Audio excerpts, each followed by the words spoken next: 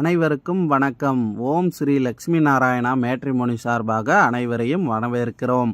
இவங்களோட பெயர் பார்த்தீங்கன்னா சரோஜா தேவி. வயது 29 ஆகுது.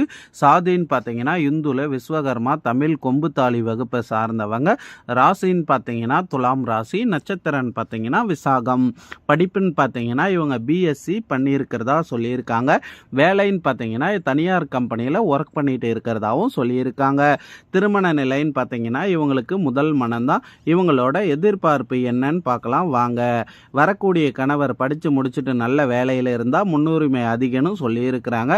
அல்லது தனியார் வேலையில் இருந்தாலும் நிரந்தர வேலையில் இருக்கணும்னு சொல்லியிருக்கிறாங்க.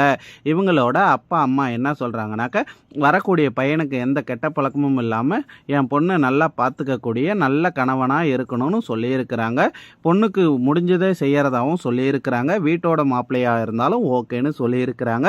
இவங்க கூட பிறந்தவங்க ஒரு அண்ணா ஒரு அக்கா 2 பேருக்குமே மனம் முடிச்சு தனித்தனியாக கட்டி கொடுத்ததாகவும் சொல்லியிருக்கிறாங்க.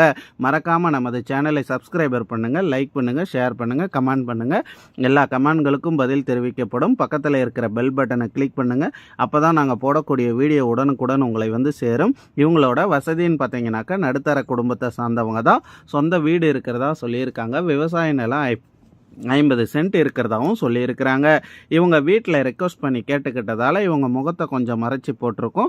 நேரில் வந்து கேட்கும்போது ஃபோட்டோ கொடுத்துருங்கன்னு சொல்லியிருக்கிறாங்க. இவங்க ஜோசியம் ஜாதகம் எல்லாமே இப்போ தான் பார்த்ததா சொல்லியிருக்காங்க. இவங்களுக்கு எந்த ஒரு குறை எதுவுமே இல்லைன்னு சொல்லியிருக்கிறாங்க. இவங்க வந்து அரக்கோணமில் வசிச்சுட்டு வராங்க.